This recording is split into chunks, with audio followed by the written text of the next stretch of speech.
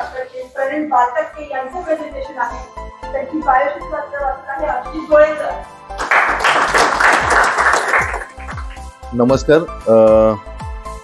सरांचं वर्णन शब्दामध्ये होणार नाही, एवढं मोठं वर्णन आहे त्यांचं. तर ते कॉर्पोरेट क्लबचे एक मेंबर आहेत, प्रणील प्रमोद बारटक्के. ते पनवेलला राहतात आणि त्यांचा एक 25 वर्षाचा एक्सपिरियन्स आहे.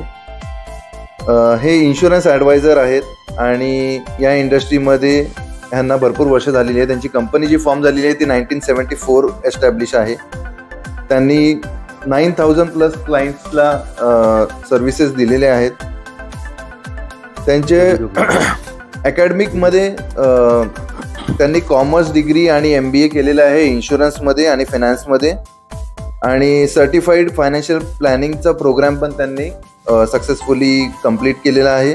त्यांच्या प्रोफेशनल अचिव्हमेंट्समध्ये आहेत ते 12 टाइम MDRT आहेत USAचे, 15 times court of table, 4 times top of the table USA qualification, esteem member of LIC top club corporate.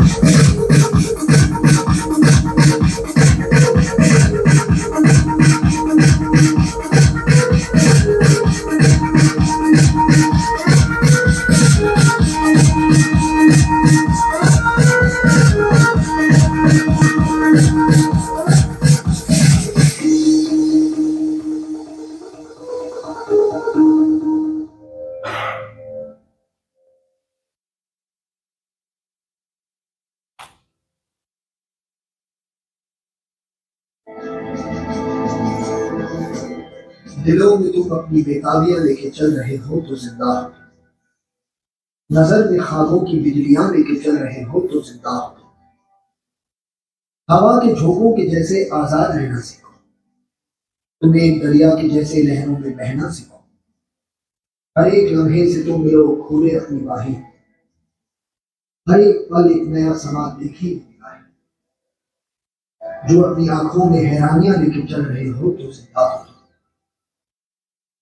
दिलों में तुम अपनी बेताबियां लेके चल रहे हो तो जिंदा हो. सफर का इरादा किया है, ना हारूंगा होगा उम्र ये मैंने किसी से नहीं खुद से वादा किया है.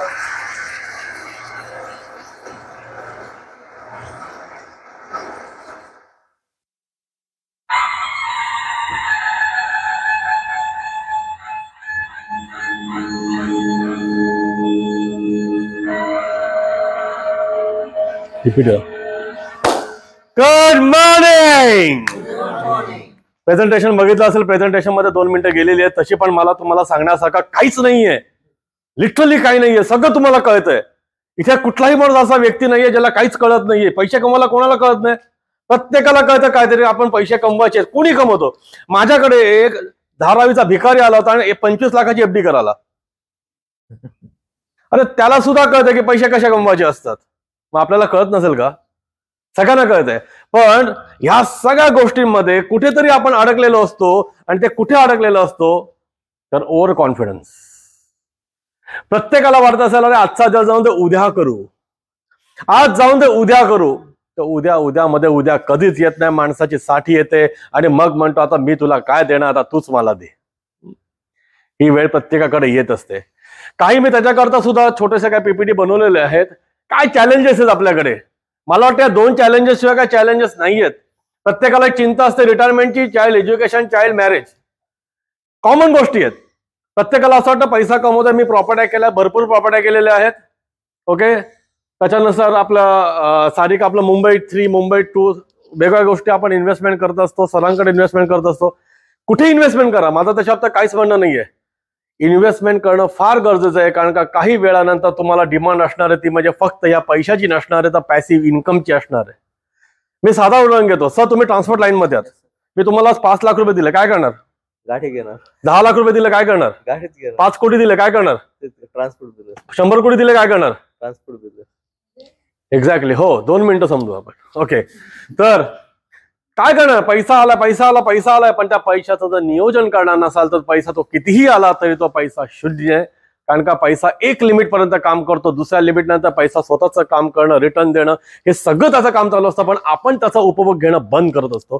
तर मंडळी नेक्स्ट प्लीज. रिटायरमेंट करता तुमच्याकडे भरपूर सोल्युशन आहेत. एनपीएस आहे, म्युच्युअल फंड्स आहे, गॅरंटेड अॅन्युटी, एलआयसीचे प्लॅन्स आहेत, पोस्टाचे प्लॅन्स आहेत. मी आज बेसिकली तुमच्याकडे म्युच्युअल फंड बद्दल बोलणार. Next please. ह्याच्याबद्दल मी बोलणार आहे. आम्ही काय करतो तर आम्ही बेसिकली काय करतो, एसआयपी करत असतो. आत्ताची रिटर्न साधारणपणे आम्हाला 30 ते 36% साधारण आम्हाला 30 ते 40% रिटर्न येत असतात. ओके, पण हे आम्ही गॅरंटेड नाही सांगू शकत, कारण कधी मार्केटवरती आहे, कधी हाय आहे, कधी लो आहे. मी कोणाला सांगत नाही, पण ठीक आहे 15% आपण ऍझ्युम गॅरंटेड पकडू शकतो की 15% तरी मिळतीलच. मी 10,000 रुपयाचा एसआयपी केला. सिंपल आपण कॅल्क्युलेशन करू. काय अक्कलेचं काय नाही, लोक घाबरतात, अक्कल बिक्कल लागत नाही गोष्टींना. 10,000 रुपयाचा एसआयपी केला. माझं वय 40 आहे, मी 50ला. मी असं विचार करतो 15 वर्ष करणार, 15 वर्षानंतर रिटायर व्हायचं म्हणजे व्हायचं. रिटायर म्हणजे काय नाही होऊ शकत, पण एक ऍडिशनल इन्कम म्हणून जर आपल्याला झालं, एक उद्योग आपण समजला, ऍडिशनल इन्कम मला चालू झालं, मी 10,000 रुपये वाचवले. हे 10,000 वाचवायला मला 50,000 पगार असला तरी मी 10,000 वाचू शकतो. 40,000 पगार असला तरी मी 10,000 वाचवू शकतो. आणि जर मी 10,000 वाचवले, 15 वर्षानंतर बघा मंडळी किती अकाउंटमध्ये 65 लाख रुपये जमा झाले. आता मी मस्तपैकी SWP सिस्टमॅटिक विड्रॉ प्लॅन चालू करतो आणि 7,20,000 रुपये दर वर्षाला मी काढत बसतो.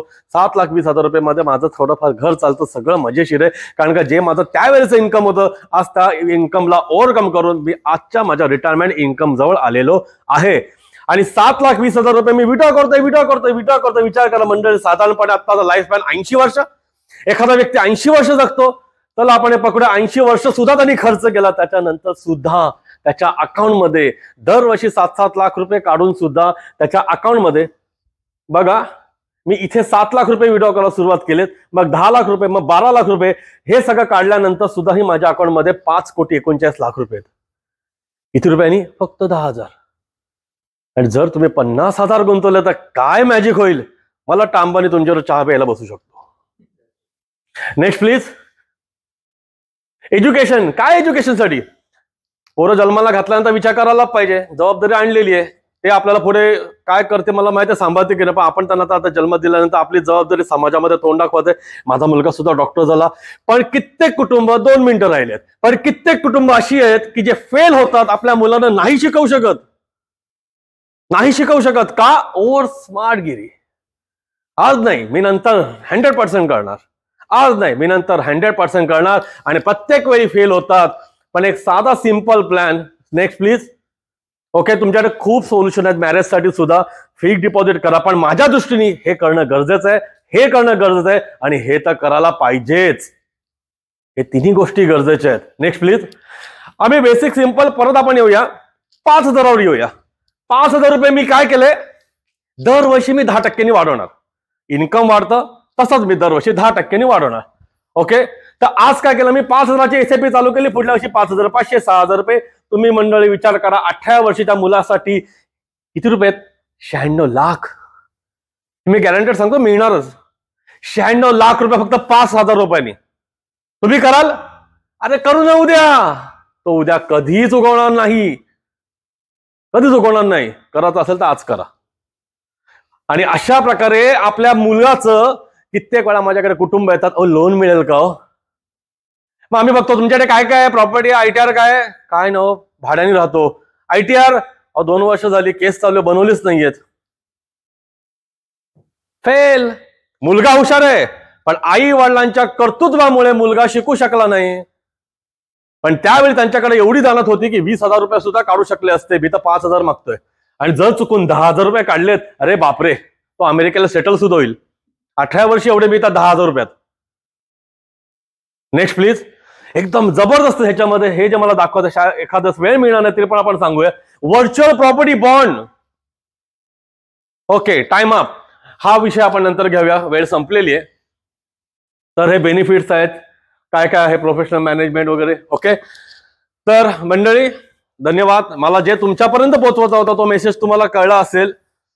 असं म्हणजे साधारण बुद्धिमत्तेचा असा काय गेम हा नाहीये, सिंपल आहे. तुम्ही सेव्हिंग करायला हवे, बस. ओके, आणि मला असं वाटतं की तुम्ही दुसऱ्यांचे रेफरन्स आज हे ऐकून द्यालच. तुमच्याकडे रिलेटिव्ह असतील, आणि त्या रिलेटिव्हला जर समजा त्यांच्या आता न्यूबॉर्न असतील आणि त्यांना एज्युकेशन करता पैसे पाहिजे असतील, तर त्यांना 100% सांगा की प्रणिल बारटके तुम्हाला 70% डिस्काउंट देईल. किती? 70% त्यांच्या एज्युकेशन मध्ये माझ्याकडनं त्यांना डिस्काउंट. जर त्यांना शिक्षणाचा खर्च 1 कोटी येत असेल तर माझ्याकडे या, 30 लाख रुपये द्या, 70 लाख रुपये मी देईन. Okay, thank you very much.